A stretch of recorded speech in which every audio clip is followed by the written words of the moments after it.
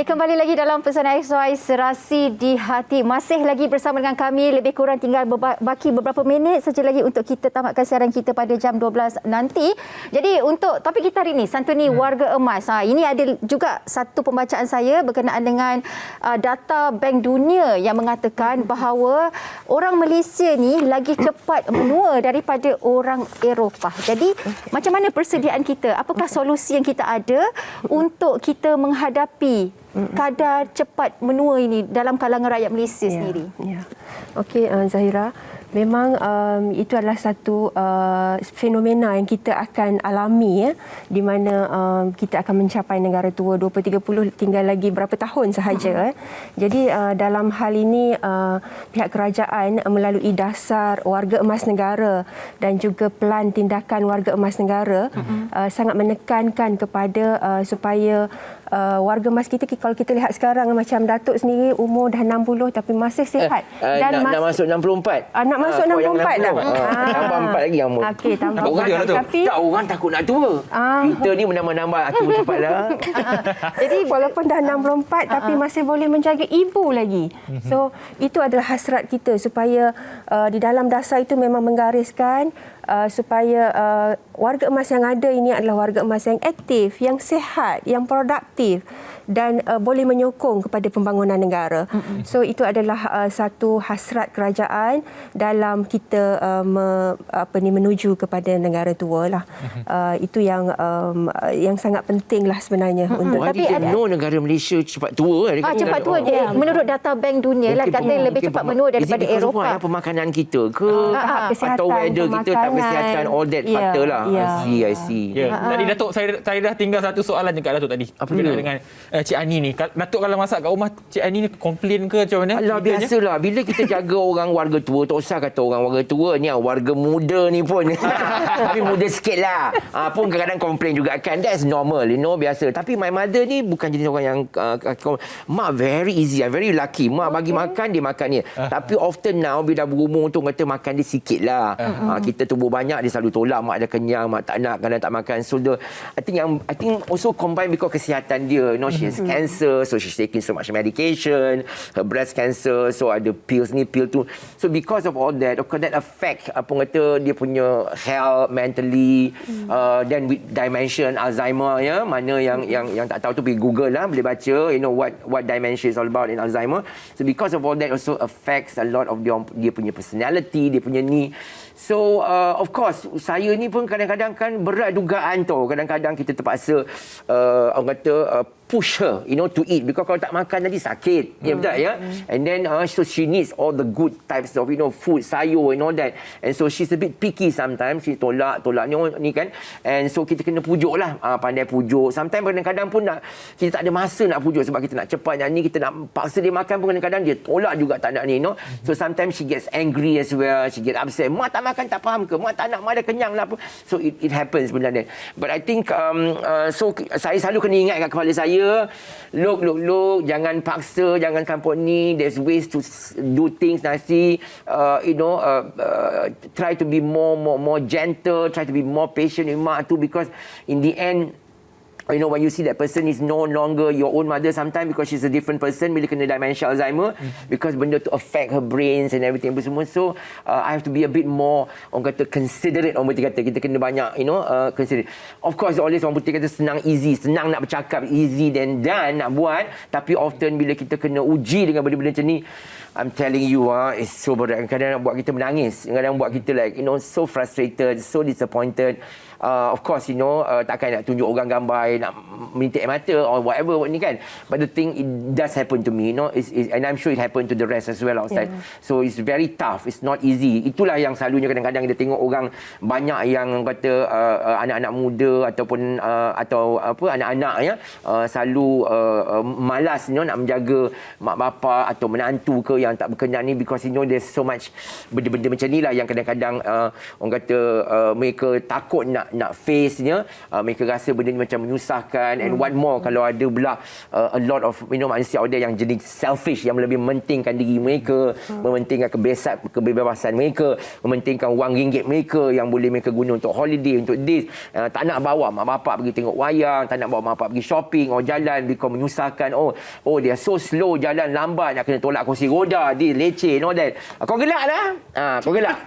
Saya tak gelak. Saya tak gelak pun Datuk. Saya pandang serius. This is true, okay? This is true. Because kan orang cakap betul, because they are, they macam-macam manusia bawah tu. That's why, kau ingat nak masuk syurga ni senang ke, Dik? Tak senang lah, Dik, nak masuk syurga tu, because you have to have a lot of pengorbanan. And dalam pengorbanan, dalam kita sanggup berkorban pun, nak tolong pun, diuji pula dengan benda macam ni. Uji diri kita. Sama ada kita ni be patient, sama ada kita ada a lot of kindness, sama ada kita ni jujur nak jaga mak kita terbaik kan. Sedangkan adik-beradik pun mereka kadang-kadang tengok di luar sana, kau tolak aku tak nak jaga mak, macam mak ni macam main dam, okey, kiri kanan. Ni masa time mak hidup, mak bapak lah kan. Ni kita cakap pasal general lah Ada orang di luar macam tu, because berkira-kira ni pasal siapa nak jaga mak dia, tak nak sampai bergaduh dengan adik-beradik pun, tak ada bertegur siapa pun ada jadi. In the end, sampai berpakat okey, hantar kepada jabatan masyarakat, and kesian, it happen all the time, and sometimes, and the worst part yang kita tengok orang boleh tinggal mak bapak dekat stesen, and kita tengok, ya Allah, sedihnya, sedih. So bayangkan seorang ibu boleh jaga anak sampai 10, 7, 8. Takkanlah seorang anak tak boleh jaga seorang ibu. Inilah cerita dia yang kita tengah cakap hari ni. Tapi tak apalah, because orang putih kata life is a challenge, life is also one huge sacrifice. Every day Allah tu nak tengok kita berkorban. Kita orang ni kan sibuk semayang tonggang-tonggik apa semua dengan pergi haji, pergi umrah, cerita pasal korban. Tapi bab bila berkorban macam ni haram nak berkorban. Pasal korban, kau main raya korban, sembelih lembu, sembelih korban bukan setakat korban binatang aja. Korban ni banyak lagi yang kita boleh buat untuk parents, ibu bapa, adik-beradik and all that lah. Begitulah tazkirah saya pada hari ni. Dah pukul 12 ke belum ni? Belum. Sikit lagi Chef Wan. Sabar Chef Wan. Jadi bila tadi Chef Wan juga tak ada. apa nak pergi tandas. Maklumlah kita bila orang dah berumur ni, kita kena kepit selalu dah. Boleh kau nak tunggu tak boleh lagi dah, macam lah dah. Ramai nak pergi tandas ni, tapi nak dengar Datuk cakap kau sikit. muda, aku dah tua. Orang tua kau nak pergi tandas lebih cepat. Kalau mak macam tu kadang-kadang. Kalau lambat nanti kan dia cicik-cicik. Kita terpaksa lap. Kau gelak lah.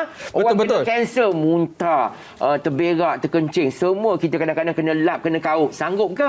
Kebanyakan anak tak sanggup. Dia maki lagi mak dia kerana mak dia kencing, mak dia terberak, menyusahkan. I tengok depan mata. Yang tak masuk dalam TikTok, yang tak masuk dalam video tu I tengok depan mata. I tengok kadang-kadang kan sampai dah tak bertahan because pudi kencing tak kuat apa semua. It happen all the time. Ada orang kurung, saya biasa tengok orang kurung bapak sendiri dalam bilik, kurung dalam bilik, rantai, kenapa? Kerana macam jadi macam seekor binatang lah kan. Sebab apa? Tak nak bapak tu mengayap, tak nak tuara, bapak tu menyusahkan, tak nak bapak tu kencing, terberak, bertabur apa semua, dia kunci dalam bilik. Saya biasa tengok, Saya pasti Puan Hazrin di peringkat JKM pun pernah melihat situasi begini. Dia sebenarnya kalau kita tengok kepada warga emas yang kita jaga di institusi kita, kalau kita lihat dari segi sejarahnya, mereka ini di zaman mudanya kemungkinan besar kebanyakannya adalah mereka yang tidak bertanggungjawab kepada anak mereka. Yang akhirnya mereka ditinggalkan sebab anak-anak kata mak dulu pun tak jaga saya. Kenapa saya perlu jaga mak saya? Itu salah satu. Itu sebabnya persediaan awal kita sekarang perlu diterapkan. Ibu bapa harus menjaga anak-anak dengan baik dan memberi perlindungan, memberi kehidupan yang sempurna kepada anak-anak supaya akhirnya anak-anak ini akan tahu tanggungjawab mereka selepas ini untuk menjaga ibu bapa. Itu satu perkara yang sangat kita perlu lihat daripada sekarang, supaya persediaan daripada sekarang. Begitu juga dari segi keuangan.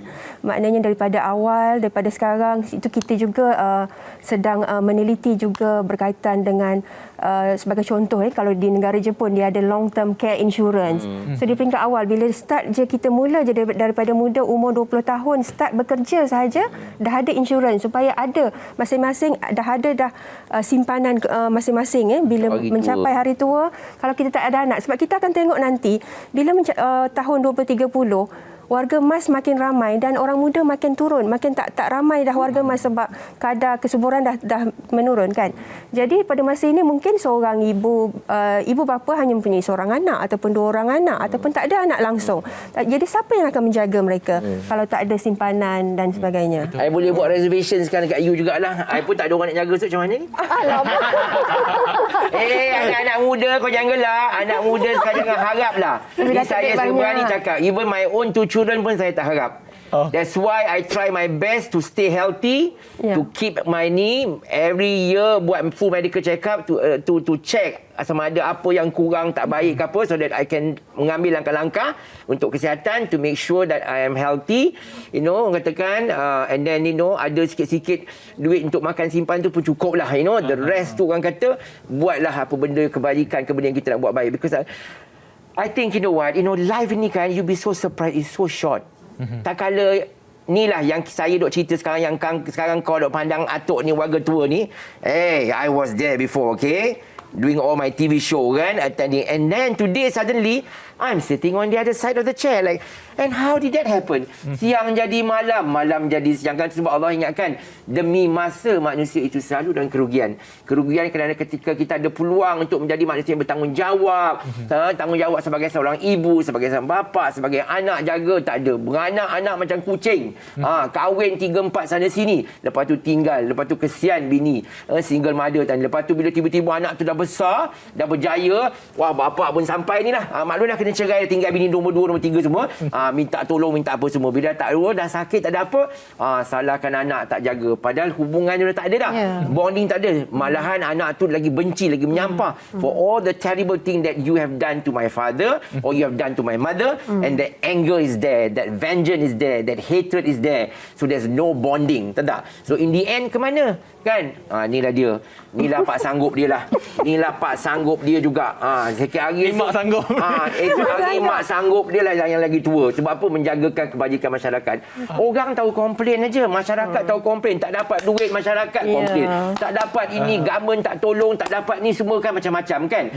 Tu dia. Bila buat benda macam-macam, orang tak makan lah, tak ada apa, tak ada. Tapi orang tak fikir kadang-kadang kesilapan tu datang daripada diri kita sendiri. Kerana sikap kita yang menjadikan kita hari ni, orang kata kurang upaya dalam segala-gala benda kan. So that's why kenapa kita kena berjimat cermat, kena tahu mana nak simpan duit dengan betul, kena apa semua, use kita punya resources, apa yang ni untuk sikap kita menjadi sikap yang lebih positif and all that, to change kita punya lifestyle to suit ni, so that because why hidup tu tak selama-lamanya.